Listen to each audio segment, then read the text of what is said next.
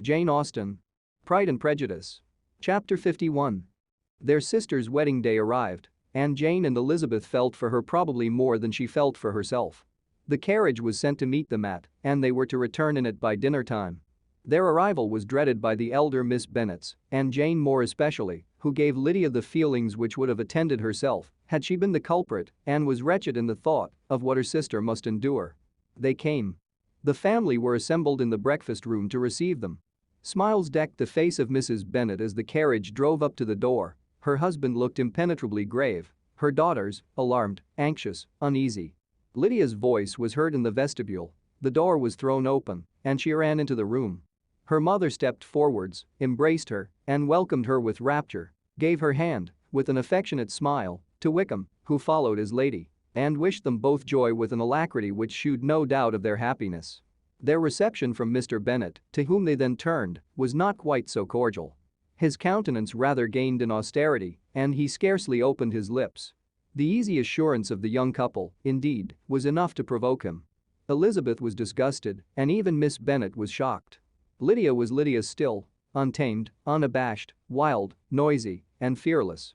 She turned from sister to sister, demanding their congratulations, and when at length they all sat down, looked eagerly round the room, took notice of some little alteration in it, and observed, with a laugh, that it was a great while since she had been there.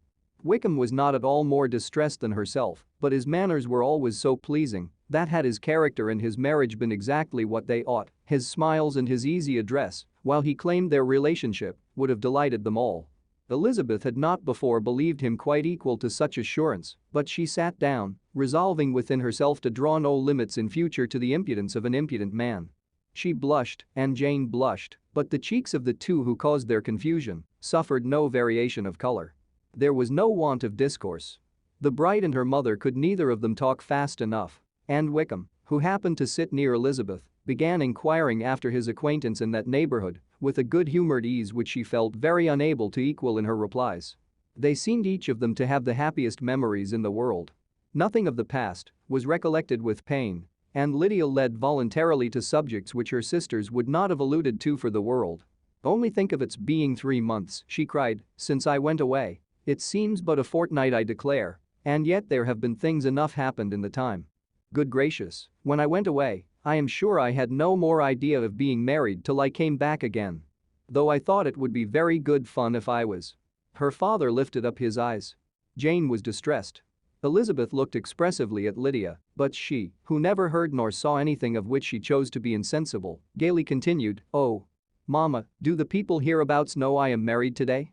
I was afraid they might not, and we overtook William Goulding in his curricle, so I was determined he should know it, and so I let down the side glass next to him and took off my glove and let my hand just rest upon the window frame so that he might see the ring.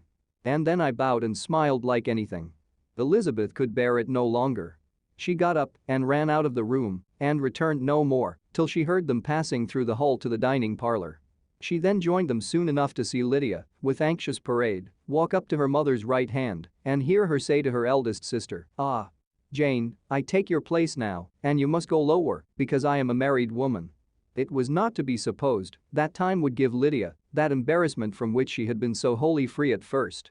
Her ease and good spirits increased.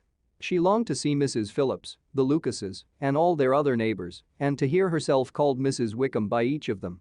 And in the meantime, she went after dinner to show her ring and boast of being married to Mrs. Hill and the 2 housemaids. "Well, Mama," said she, when they were all returned to the breakfast room, "and what do you think of my husband? Is not he a charming man? I am sure my sisters must all envy me. I only hope they may have half my good luck. They must all go to Brighton. That is the place to get husbands. What a pity it is, Mama, we did not all go." "Very true, and if I had my will, we should. But my dear Lydia, I don't at all like your going such a way off. Must it be so? Oh, Lord. Yes, there is nothing in that. I shall like it of all things. You and Papa and my sisters must come down and see us.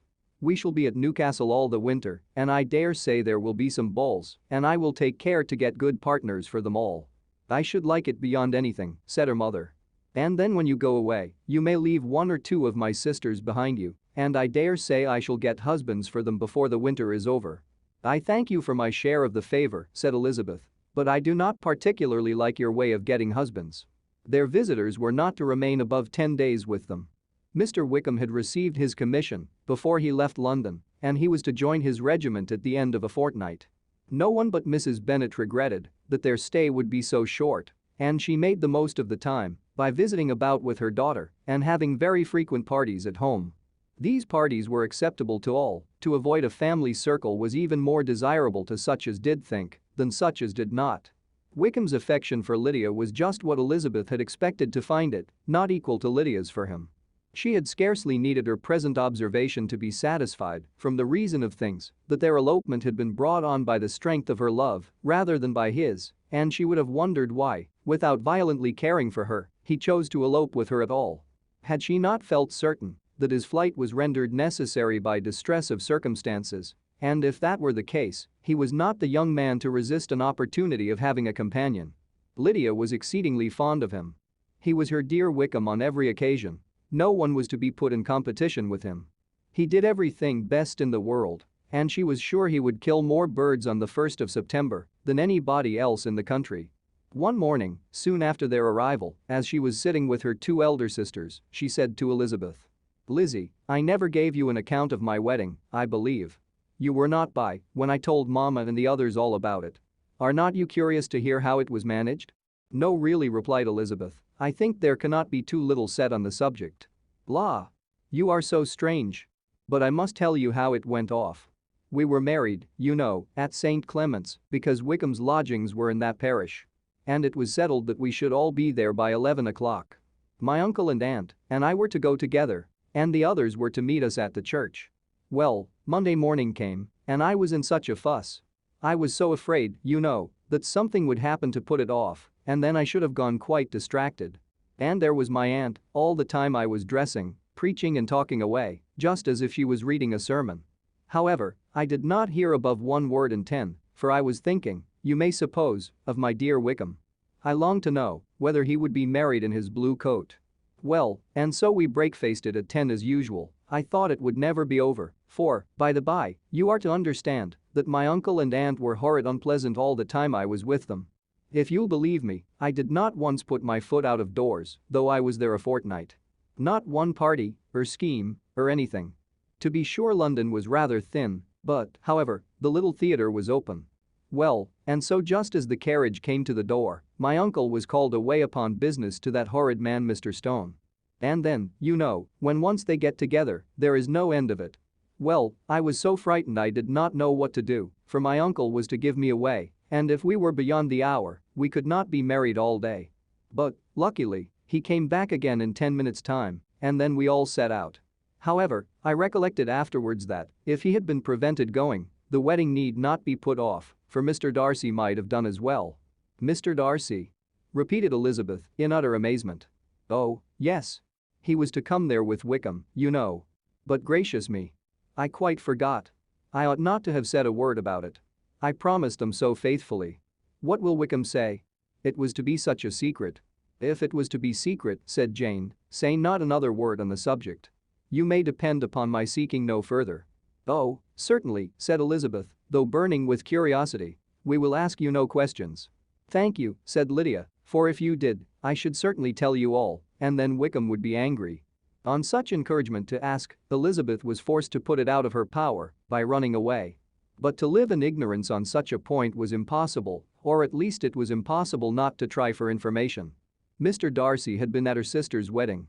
It was exactly a scene and exactly among people where he had apparently least to do and least temptation to go. Conjectures as to the meaning of it, rapid and wild, hurried into her brain, but she was satisfied with none. Those that best pleased her, as placing his conduct in the noblest light, seemed most improbable. She could not bear such suspense, and hastily seizing a sheet of paper, wrote a short letter to her aunt to request an explanation of what Lydia had dropped, if it were compatible with the secrecy which had been intended. "You may readily comprehend," she added, "what my curiosity must be, to know how a person unconnected with any of us, and, comparatively speaking, a stranger to our family, should have been amongst you at such a time. Pray write instantly, and let me understand it unless it is, for very cogent reasons, to remain in the secrecy which Lydia seems to think necessary, and then I must endeavor to be satisfied with ignorance."